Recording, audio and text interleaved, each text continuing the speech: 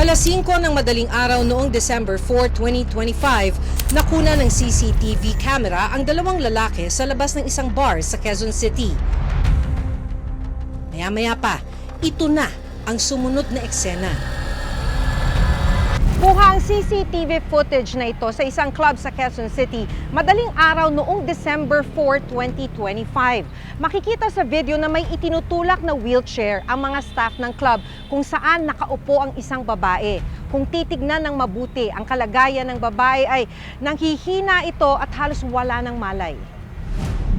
Nang mailabas na ang babae sa bar, saka siya pinagtulungang buhatin papasok ng sasakyan.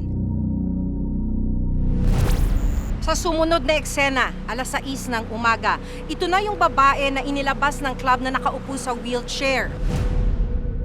Karga-karga na siya ng isang lalaki papasok ng isang motel sa Sampaloc, Maynila. Wala na siyang malay at halos nahubaran na ng damit pang itaas.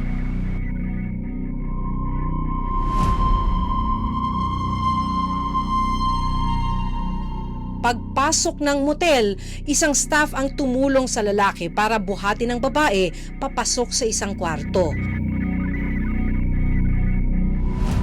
Dito na raw nagsimula ang pang-aabuso ng lalaki sa biktima. Ito ang sinumpaang salaysay ng biktima na galing mismo sa Philippine National Police o PNP. Ayon mismo sa kanyang salaysay, ay nagising na lamang siya sa loob ng isang motel habang pinagsasamantalahan ng pulis. Ilang beses pa raw nagmakaawa ang biktima pero patuloy lang ang pagpuwersa at paghalay sa kanya.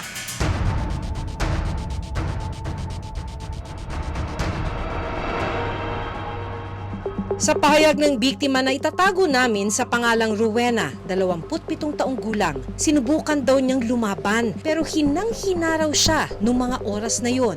Nung nagising po ako, nakaganyan po yung kamay ko. Nakadiin po siya sa kamay ko na ganito. Kaya nagkaroon din po akong pasan dito. Pinipilit ko po lumaban pero hindi ako makalaban. Dahil nanghihina po ako ng mga oras na yun. Ayon pa sa naging salaysay ng biktima, nang tangkain na niyang umalis, pinigilan siya ng lalaki na lumabas ng kwarto. May nakaharang din daw na mesa sa pintuan na may nakapatong na baril. Makalipas ang 3 oras, saka palang nakalabas ang babae ng kwarto. Pero makikita sa CCTV na sinusubukan pa siyang sundan ng lalaki para pigilan. Noong mga oras na yun, natakot po ako. Kasi iniisip ko, kung mag-i-hysterical po ako, magwawala ako, pwedeng may gawin siyang masama sa akin. Pwede niyang iputok yung baril.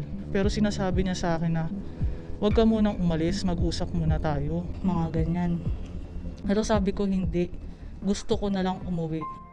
Dahil sa takot, hindi raw agad nakapagsumbong si Rowena sa mga otoridad. Ang lalaki kasing umabuso sa kanya, isa palang pulis Maynila.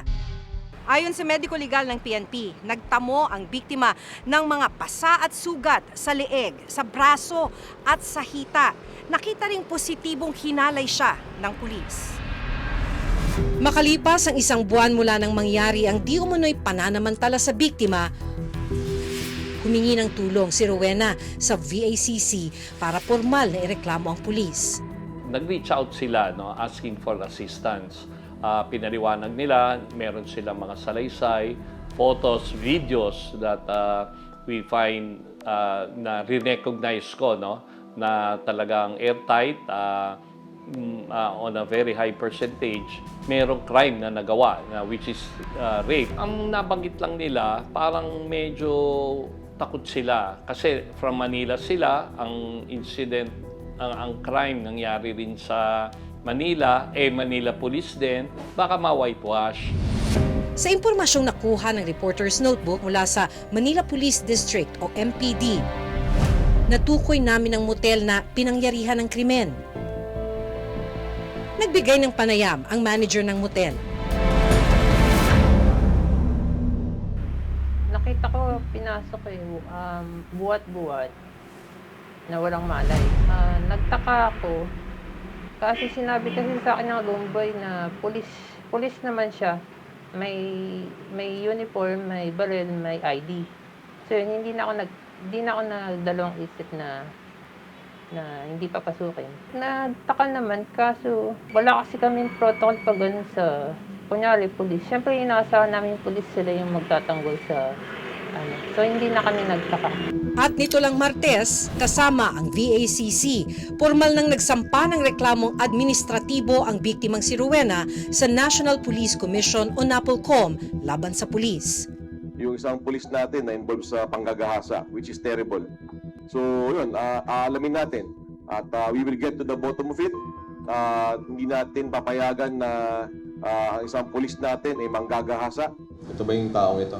At nang ipa-identify ng NAPOLCOM kay Rowena ang litrato ng suspect, hindi na napigilang maging emosyonal ni Rowena. Ang suspect, kinilalang si Patrolman Joshua Similia Mendoza. Nahaharap din siya sa kasong paglabag sa anti-rape law.